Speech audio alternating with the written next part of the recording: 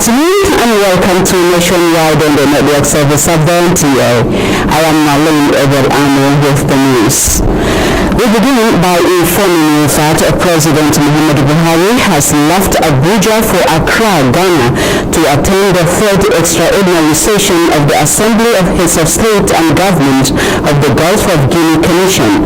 The President was seen off at the END International Airport by FCT Minister Mohammed Musa Bello, Inspector General of Police Usman Alkali Baba, Director General, Department of State Services Yusuf Magaji Uchi, and other senior government officials.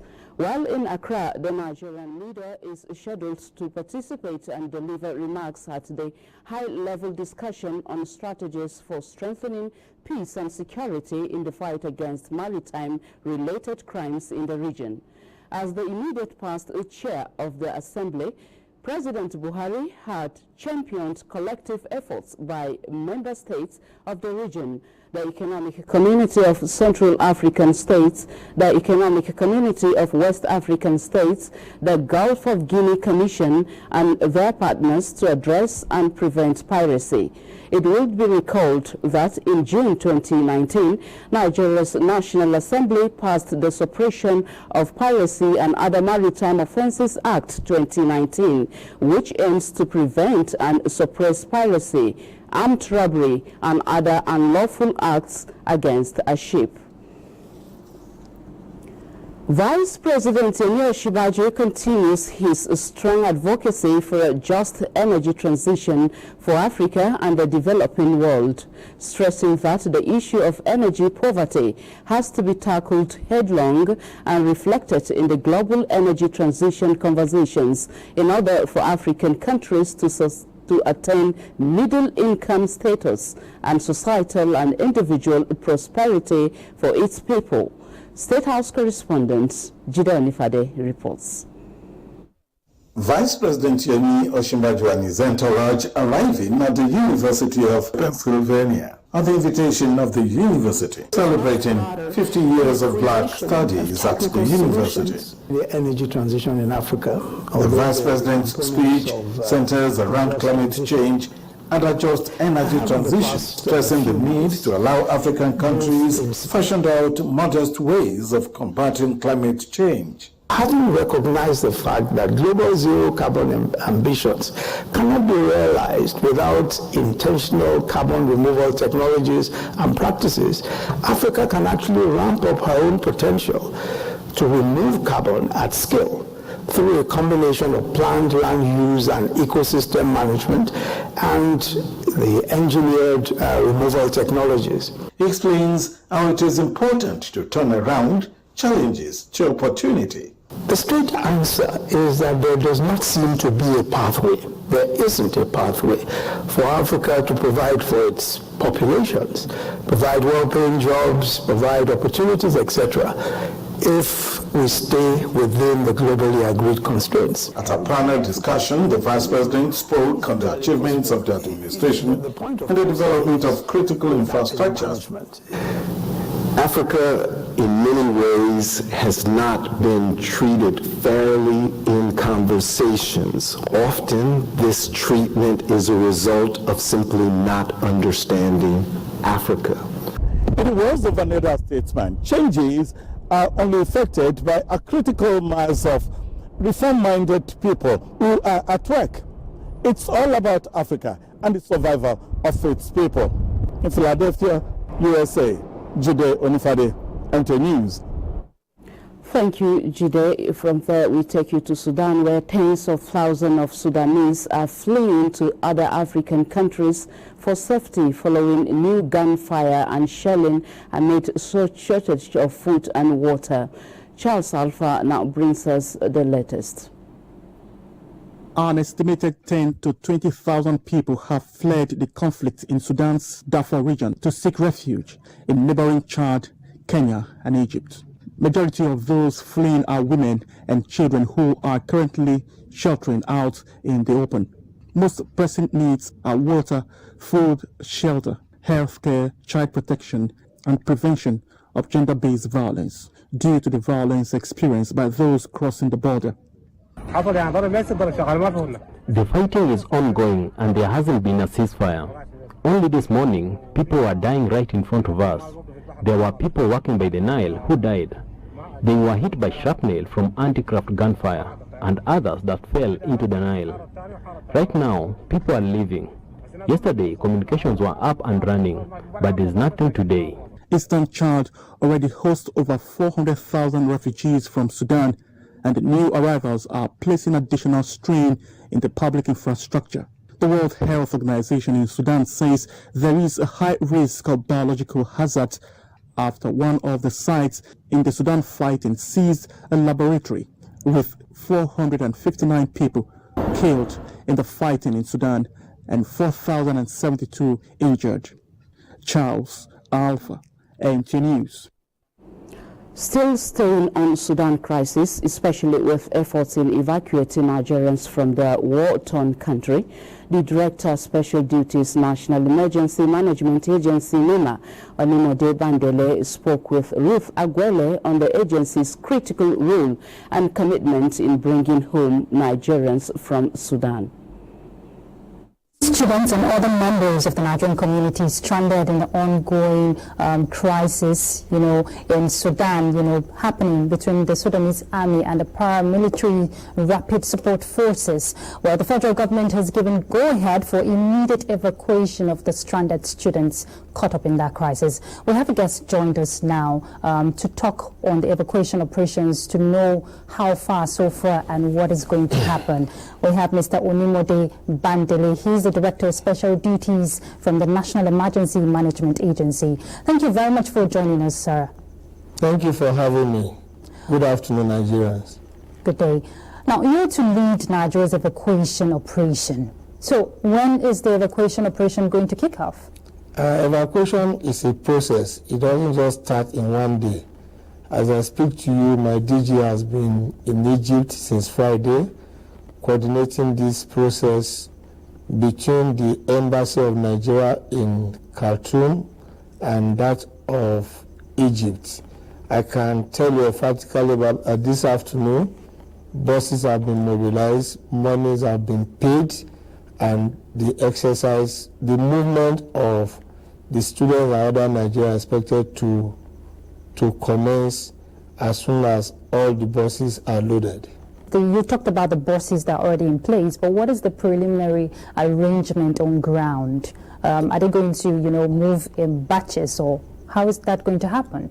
At the beginning of this exercise, we had a working figure of 5,000 nationals, not just students. Okay. But at yesterday, when the information was sent out to every Nigerian national, especially our students that want to evacuate, we're looking at a figure of 3,500. And these have been provided for by way of bus hire, and adequate security are in place to escort this convoy from Khartoum to the Egyptian border, where arrangements have been made with the assistance of His Excellency Nigerian Ambassador to Egypt, Ambassador Rimi, to ensure safe arrival of these returnees to a town called Aswan, where the airlift of Nigerians are expected to take place back to Abuja, the federal capital. They will move from Khartoum to Aswan. They are not going to Cairo. Okay. Aswan is the town where the airlift is going to take place. So are they going to be moving in batches? I asked you earlier, or is it all the numbers you've mentioned, are they going to move? If you look at the figure of 3,500, this is no small measure, a large number. So arrangements have been made by the participating organization and our embassy to ensure that these buses are broken into batches for effective coordination and security cover. It's good you mentioned security, because I was going to ask you that. But what about other, is it just for the students? What about other Nigerians that are stranded there? Are they going to be part of this movement? Like I said, the movement is open to Nigerians that are ready to evacuate. So the embassy is coordinating that. We started with a figure of 3,500, but in situation of evacuation, when people see that safety is of concern, they will show up at the embassy and consideration will be given to them. Let me point out that the government of President Muhammadu Buhari, GCFR, is very concerned about the welfare of our citizens wherever they are, especially in Sudan. People want to ask us, why didn't you evacuate before now? Because the situation was precarious and we don't want to risk the life of any Nigerian. So we have to wait for a window where it is safe for us to explore, and that is what the Nigerian government is doing now. This is a very complex and delicate situation. Talking about the evacuation operation, what is the level of arrangement that has been done between the Nigerian government and the Sudanese there? Talking about the embassy there now, for not just for the students, the people there, Nigerians who are stranded, who would like to be to be part of this movement. Do they have any form of access to information to know, okay, they have to get to that place? Because there's been concern that Nigerians who are stranded they should just remain in their various designations so that they don't get caught up in the crisis. Yeah, they were asked to remain in their various locations because at that time the situation was bad.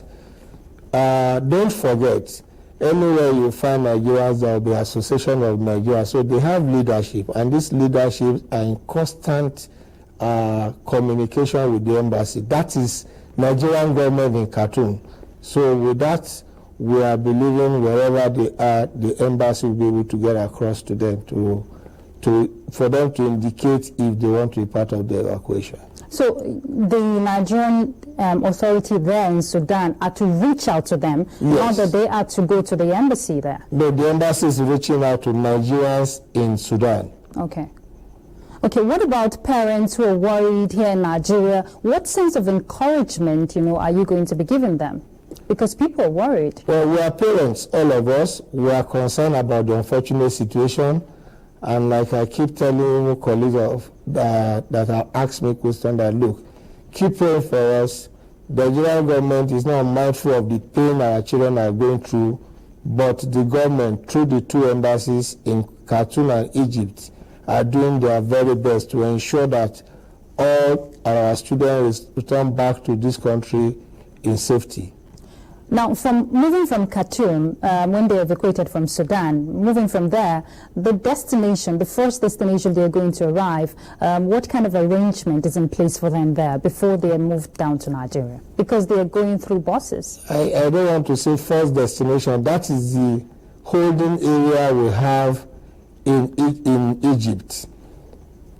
As I speak to you, about 30 minutes ago, I was on the phone with my DG who confirmed that if I were to say the batches that are the advanced team that will go from Nigeria, we need to put paramedics, I said no. That the embassy in Egypt, working closely with the government of Egypt, has provided even medical personnel to be on ground to welcome these Nigerian nationals when they arrive.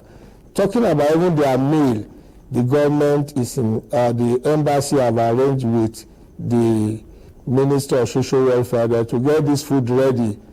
However, Nigerian government will pay for this food as they arrive and they consume the meal.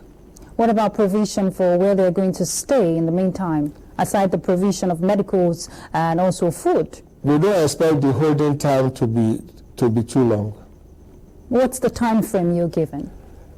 I cannot give you a time frame now because we are working in conjunction with the people who will be on transit with these buses. So as they move, they will communicate with us. As I speak to you, we've been able to alert ARPs to please activate their process so that these students and Nigerian nationals don't get to Aswan and wait unnecessarily.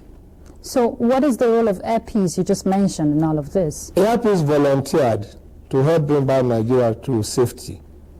Before that, arrangements were already in place with commercial airlines of Nigerian origin to get ready for this evacuation. So as we speak, since ARPs have offered to assist, we'll slow down the arrangement with the commercial airlines while we focus on ARPs for evacuation. I know you've talked about security and you're giving assurances, but I want you to give Nigerians, critical assurance that yes, this set of Nigerians that will be evacuated will be really safe, as they proceed from Sudan? Thank you very much. During the course of this program, I told you that Nigerian government didn't rush into Sudan to bring out their national because of security concern.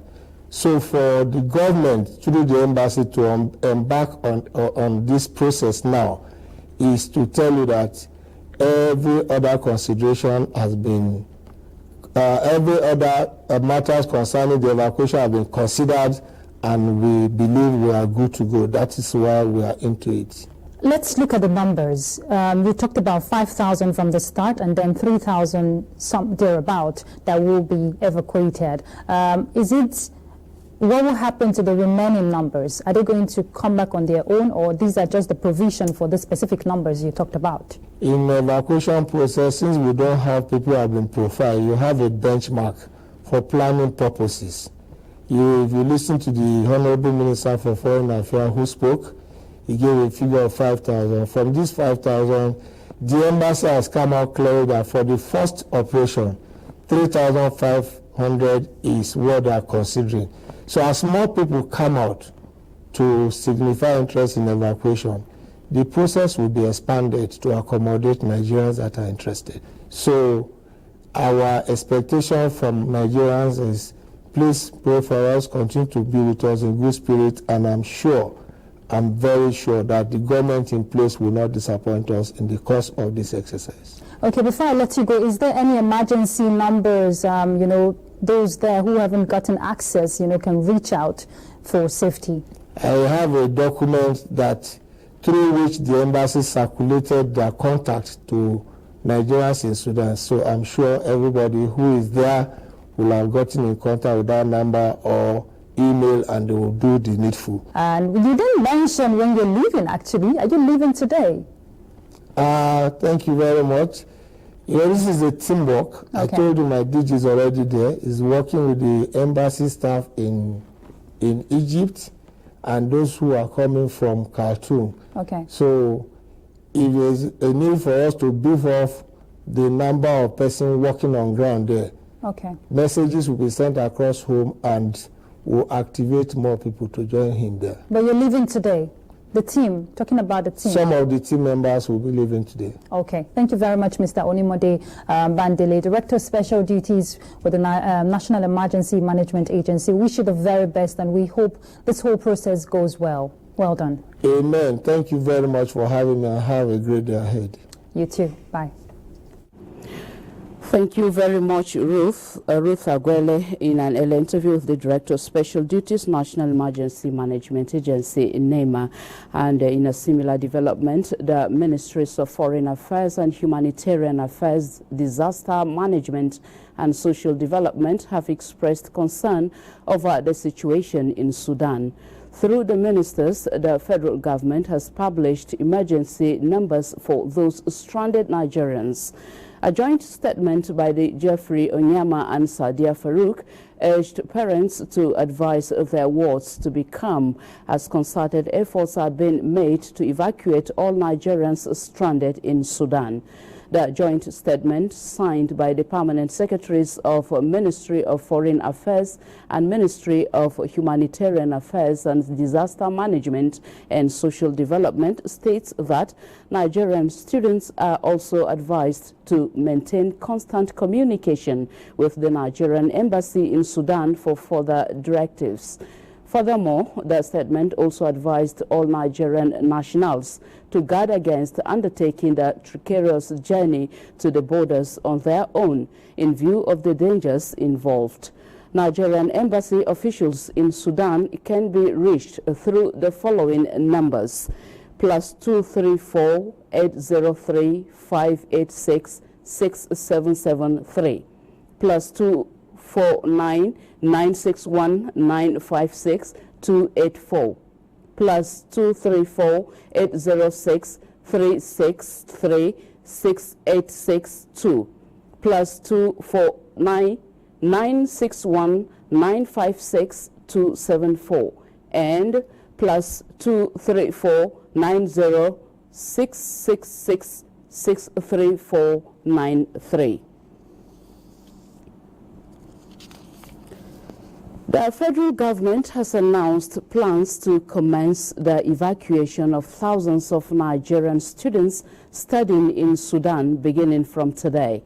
Discussing how safe Nigerians are in Sudan in time of the present crisis on Good Morning Nigeria, a Nigerian student says they were awaiting buses being facilitated by the Nigerian government. Ekemini Williams has more on this.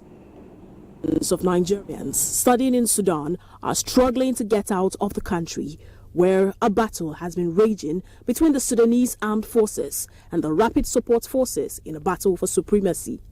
Joining the program remotely, one of the affected Nigerian students provided an insight into the situation on ground. Some are really suffering because there are some places, there is no light, there is no water, they don't have food. So actually, it is very sad. Some have already left their houses, and they have been sleeping in International African University for like 2 days now. Abike Dabri-Erewa, chairman of NITCOM, spoke on efforts being made by the federal government to evacuate the students.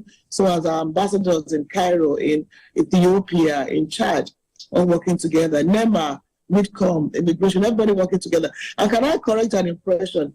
Some people have been saying, oh, a war broke up and then a committee was set up. A committee was not set up because of the war.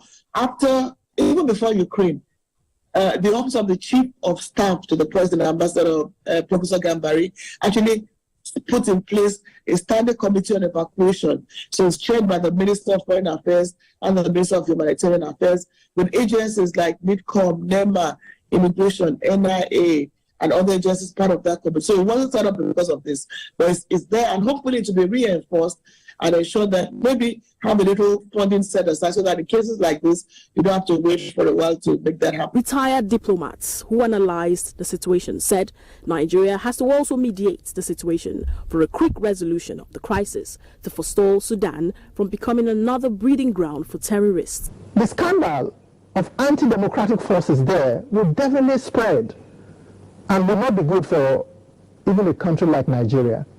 So I think we need to gather other countries of like interest, Nigeria, Chad, neighboring countries, our friends from Saudi Arabia, to really understand this, that peace is the master key to development and progress. There is mass influx of refugees into Chad, into Egypt. Looking at the volatile situation in Chad, that it could spill over to Nigeria. I hope it will not provide a buffer employment zone for Boko Haram and ISWAP, which will further compound the security challenges that Nigeria is facing. They commended the prompt efforts of federal government in arranging the evacuation process. In Abuja, Ekemini Williams, NTA News. We now go on a short break. Nationwide continues in Lagos with Adiola after the break.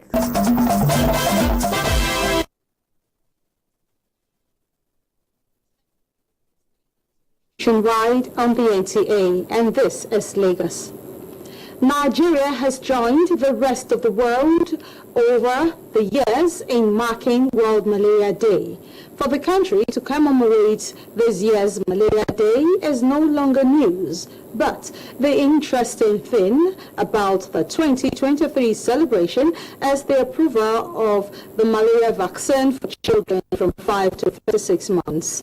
This move will no doubt help the country to actualize this year's theme, time to deliver, zero malaria, invest, innovate, implement. Ingino John Adams tells us more.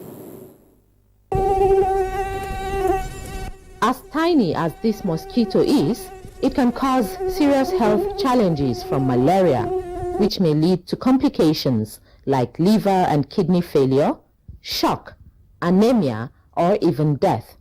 As deadly as malaria is, do Nigerians really go for tests before commencing treatment? Once you realize you have the symptoms, then you go to the pharmacy and get anti-malaria. So that's how I do my own. I'll go to the lab for a medical test, then the results will tell me what to do next. Latest malaria report by the World Health Organization reveals that there was an increase in malaria cases from 245 million in 2020 to 247 million in 2021, while the number of deaths was 625,000 in 2020 and 619,000 in 2021. 4 African countries account for more than half of all malaria deaths globally, and children under the age of 5 are the most hit. Sadly, Nigeria tops the chart with 31.3%. The key thing we all look into when we're talking about malaria prevention, we start from personal, hygiene. We make sure good lifestyle, we eat balanced diets. We make sure that our immunity is strong. Beyond the innovation and the investment, let's implement what we already know. Let's make sure people are doing it. Let's make sure more women, more children, more marginalized people are able to access the care they need. The status of Nigeria is worrisome, and government has waged a strong fight against the disease with the recent approval of a vaccine for children from 5 to 36 months. So now we've got the malaria vaccine available in Nigeria for clinical trials. It's not for general use, because we now need to understand, first of all, is that vaccine effective in Nigeria? Government's move of introducing a vaccine with other preventive measures will surely contribute greatly to curbing the disease in Nigeria. In Lagos, Hinginu, John Adams, NTA News. Nigerians are expected to take ownership of the 2023 population and housing census to achieve the desired objective of providing accurate data for national planning and development. Director General, National Orientation Agency, Dr. Garba Abari, is therefore urging Nigerians to ensure they are counted, as the digital census will guarantee accurate data for effective management of national infrastructure. Joel Bukola has the rest of the report. Nigeria's population has grown in leaps and bounds, and many years after the last population and housing census, which was conducted in year 2006, national statistics most times is premised on projections which may not be accurate. This is the narrative the 2023 population and housing census will change, especially now that more attention is being paid to overall development of all strata of Nigerian society. To achieve this, the Census Publicity Committee, led by the Director General of the National Orientation Agency, Dr. Garba Abari, is instilling confidence in the people, advocating that technology will be deployed to make the whole process transparent and age-free. There are some technical issues that need to be understood properly about the 2023 census, especially its digital form. He said ethnic and religious issues are not part of the focus of the census, as the exercise is simply for development. The role of the media, especially at this very critical moment, is to help in propagating all the necessary information, creating awareness. It is not a competition between one state or the other. It is not a contest between one local government or the other, between one town or the other. And there will be no item that regards religion or ethnicity. It is expected that no Nigerian will be left uncounted and called for maximum cooperation. In Lagos, Joel Bukola, NTA News. And those are the stories from Lagos for now. Do not forget to follow this news broadcast live on our website at nta.ng/live and on our other social media handles displayed on the screen for updates. Nationwide continues now with Nalin in Abuja. Nalin, is back to you. Thank you very much, Adiola. Talking health now, today is World Malaria Day, and Nigeria is redoubling effort through interventions in the fight against malaria scourge, especially among underserved population. Salwa Khalil Ibrahim reports that development partners at an event in Abuja promised to intensify support to end malaria in Nigeria. That flying insect that knows no age or gender strikes at any given opportunity, They are mosquitoes. They are the carriers of malaria parasites, which cause malaria that has taken many lives, from a day-old baby, pregnant women, and adults, with Nigeria accounting for the highest mortality rate from malaria, according to WHO. Over the years, we have seen some encouraging signs of progress in some malaria interventions. However, the recent World Malaria Report calls for a redoubling of efforts by all, and especially the private sector, to complement what government and donor agencies are putting in to ensure increased access to malaria interventions by all Nigerians. The U.S. government is committed to working with our partners to intensify efforts to end malaria. Fighting malaria is not only the right thing to do, it's a smart investment to protect public health, create economic opportunities, foster growth and security within a thriving Nigeria. More than ever, we must collaborate to ensure that no child or person dies of malaria or loses another day to the debilitating illness again. Over the years, Nigeria has been devising different means to fight and end the scourge. Though the war is not yet won, there seems to be a ray of hope with the approval of a vaccine against malaria. We are anticipating that Nigeria is also going to be in the first 4 clinical trials of the vaccine, and that shows that the country is actually going to benefit from the trial in the fight against malaria to fight the scourge of malaria in Nigeria. With the partnership between Nigeria and development partners, there is hope that the country will soon deliver zero malaria. Salwa Khalil, NTA News. We now join Susan in our Makurdi Network Center for more on Nationwide. Hi, Susan. To Makurdi. The National Environmental Standards and Enforcement Agency in Israel is to replace sanctions on biotech company for contravening its directive to shut down. Borno State Coordinator of NESRA, Daniel Yomo, disclosed this while on an enforcement exercise at the company premises. Ilaha Sitial has more. We are here at the gate of the Pure Biotech Company located along Makurdi Boko Road. A few days ago, NESRA were here to shut down operations in this company, and they are back here to ensure that the enforcement is still in force.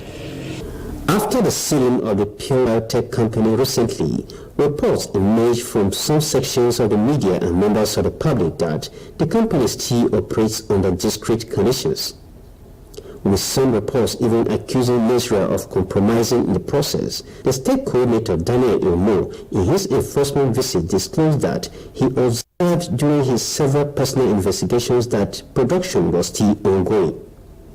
This, he says, is a contravention of the guidelines and provisions of NESRA, with appropriate sanctions for non-compliance with the sealing process. I traced behind the back of the facility and also discovered that the machine were still running. And by sealing, it therefore means that this facility must not work. The implication that we have already contravened the sealing process, so they must be sanctioned. Head of Corporate Communications and Associates Manager of the company, Stephen Mudove, however, denied the allegations. NESRA for themselves have never for once tested anything that is ongoing there. The claims they are claiming are hearsay. NESRA says the installation of effluent treatment plant remains the only condition that must be met for the company to resume operations and ensure environmental safety. In Makurdi, Elias, ATF. The National Population Commission, Borno State, has engaged stakeholders at a capacity building workshop on process and methodology of the 2023 Population and Housing Census. Simbiat Agbaji reports that the aim is to intimate members in the state of preparations for the census and to deliberate on the way forward. With the last census conducted in 2006, it has been 17 years and a lot has changed as regards technology and development. To keep up with this trend, the National Population Commission is set to conduct the first digitalized and green census in Nigeria. Federal Commissioner NPC Benue State, Patricia Kupchi, says the commission has moved from pen and paper to a digitized process, hence the need for the capacity building workshop to bring the members of the Census Publicity Committee up to speed with preparations and solicit their support. We have taken them round all the processes, the methodology, the tools we have developed and used, and all the processes, so that on their own they also will be convinced of the product that they're pushing. There were paper presentations on census mapping and enumeration area demarcation, data quality, amongst others. In this National Population Commission 2023 censuses, I can tell you that we have incorporated into not just the technological aspect, but we have also brought in issues of environment. In a question and answer session, concerns were raised and solutions preferred to ensure the success of the 2023 population and housing census. The single goal of the committee is a credible, reliable, acceptable and verifiable census. In Makudi, Simbiat Agbaji, NTA News. And that does it from Makudi. Nationwide continues with Ladi. Welcome to Maiduguri. Borno State Governor Babagana Umar has indicated that while he will miss the huge support enjoyed from President Muhammadu Buhari, he is equally relieved that the combination of Asiwaju Bola Ahmed Tinubu and his mentor, Senator Kashim Shettima, are the ones stepping in. Governor Zulum stated this when he hosted the Vice President-elect Kashim Shettima to a summer lunch at the Government House, Maiduguri. Mohamed Goni reports. The Salah luncheon brought together the Vice President-elect Kashim Shettima, Minister of State for Agriculture and Rural Development Mustafa Baba Shahuri, and other prominent personalities of Borno extraction. The governor described the APC's victory in the February 25th presidential election as the greatest relief to him and his administration. Governor Zulum, who noted President Buhari's sustained support by the relentless fight against Boko Haram and numerous humanitarian and developmental intervention, also expressed optimism that Borno State will continue to get all the necessary support from the federal government under President Bola Tinubu. We can continue to provide the services needed to move on that. We shall be united more than before, so that our government will never before us. It's unity because also in our we shall be one. The National Assembly shall be one. The presidency shall be one. Only one. According to him, the president-elect loves Borno State and shares in the feelings of the state, working with Kashim Shettima, whom Governor Zulum described as his brother and a boss. In Maiduguri, Mohamed Goni, NTA News. As security forces claim more areas of the northeast from Boko Haram terrorists, the Borno State government is set to commence resettlement of more displaced communities of Guzamala, Bobal, and Goza local government areas. This was revealed by the Borno State Governor, Professor Babagana Umar during a special Sanford dinner in honor of the immediate past General Officer commanding 7th Division Nigerian Army and Commander Sector 1 Operation Habinkai, Major General Wadi Shaibu, held in Maiduguri. Umar Kiara completes the reports. The fight against insurgency in the northeast Nigeria, with many efforts by all, particularly the Nigerian Army, led to restoration of peace and socio-economic activities, with many communities successfully resettled and many abducted Chibok schoolgirls reunited with their families. The Nigerian Army is now honoring one of the pillars in the fight against the more than a decade-long insurgency in Borno State. The immediate past General Officer commanding 7th Division, Major General Wadi Shaibu, thanked Chief of Army Staff, the theater commander and other officers in the front line, in addition to the people of Borno State, for all their support. Most of this is a collective effort.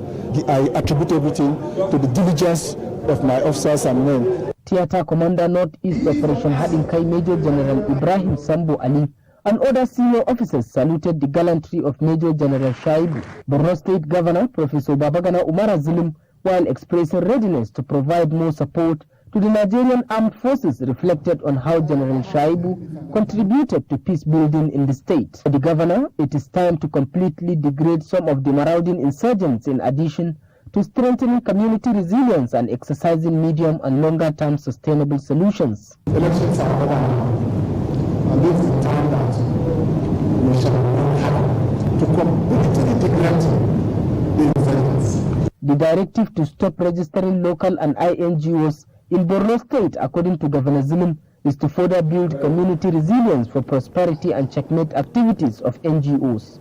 In Umaru Kirawa, NTA News. That does it. From here is back to you, Mali, for more on Nationwide. Thank you, Ladidi. Let's shift our attention to education now. The 2023 Unified Tertiary Matriculation Examination begins today with more than 1.5 million candidates registered to sit for it. Olayinka Ojo, who monitored the takeoff in some centers across the FCT, reports. You will recall that the 2023 UTME mock exercise had few hitches in some centers, prompting the board to reschedule for such centers. It was attributed to the deployment of innovations. Because those things we wanted to test, we have seen what they were, and we went back and made sure everything worked, and it's working. Now, having dotted the lines and crossed the T's, it is time to fully put these innovations by JAMB to proper test. A visit to some CBT centers in Abuja, where candidates had 2 hours to convince the examiner, shows a hitch-free exercise, as attested by Obinna Amako, who also participated during the mock exercise. The only difference that the mock examination, we didn't start on time, but the main examination was there on time. There were no hitches. The examination was okay and I finished before time. Cross-checked my work and submitted. Right now, the software is very okay, everything's moving smoothly. Although the exercise was seamless, but a peculiar act of absenteeism was noticed. The high level of absenteeism, for instance, in a center where you're having 200 candidates, you're having as high as 22 absenteeism. I really don't know what is causing it. A total of 708 computer-based test centers are participating in this year's UTME exercise, expected to end on May 3rd, 2023, while 18 CBT centers in 9 states were delisted for various infractions. Olayinka Ojo, NTA News. Similarly, the 2023 Unified Tertiary Matriculation Examination has held in Oka. Onome Okadibo, who monitored the exercise in some centers in Oka, reports that the exercise was in batches and the process was seamless. These are the prospective 2023 JAMB candidates in Oka, the Anambra State capital, waiting for accreditation before the examination. Done with the examination, some of the students commended the conduct of the 2023 JAMB examination to be hitch-free, though some of them decried difficulty in some of the subjects. This kind is for that maths. I really just learned the basic maths or SSC, so this one was a little hard. Let me say, in other subjects, what I read came out, it's only mathematics that I had challenges. Actually, the economics was the simplest of all. The maths, what I expected was not what came outside. The exercise, which commenced on the 25th of April, is expected to end on 2nd May 2023. In Oka, Onome Okadibo, NTA News. The family of Inaho from Uromi in Ishan North East local government area of Edo State has confirmed the death of foremost journalist and editor Peter Inaho, popularly known by his pen name Peter Pen. He passed on Monday in London at 88. Agatha Igware Ojo reports. For his columns in the New African magazine, as well as books and editorials using the name Peter Pan to hide his identity. He hails from Uromi, a North East local government area of Edo State. The news of his death, as explained by his nephew, Ibaldo Inaho, who is also an editor at the Nigerian Observer, came as a rude shock. I've been bedridden for quite a while, and for the family, we were all praying that it would get to 90 years. But when the news came, it was a big blow. In fact, some delegation of the family, they've gone to London to begin to prepare the next, what should be done next. He was a family man. In fact, Peter Pan was someone that was very passionate about the family. For journalists in Edo State, veterans and practicing, his works made huge impact. He influenced my becoming a journalist. You know, I used to read his articles in Daily Time. Nigeria will miss him because very few journalists like him are around. For some of us who grew up in his era, would always remember him for was a little satirical book he wrote called You Gotta Cry to Laugh. And I wish anybody will Google and people will look for that, You Got to Cry to Laugh. It was his own satirical way of talking about Nigerians, our own foibles, our own follies, and if you like to understand the Nigerian. So if you really wanted to understand the Nigerian and know who we really are, you've got to read You Got to Cry to Laugh. And it was a hilarious work. Late Peter Pan is the younger brother to the late foremost nationalist, Chief Anthony Inaho. In Benin, Agatha Egwari Uju, NTA News. May God Almighty rest his soul. Now let's join Gift George for sports update.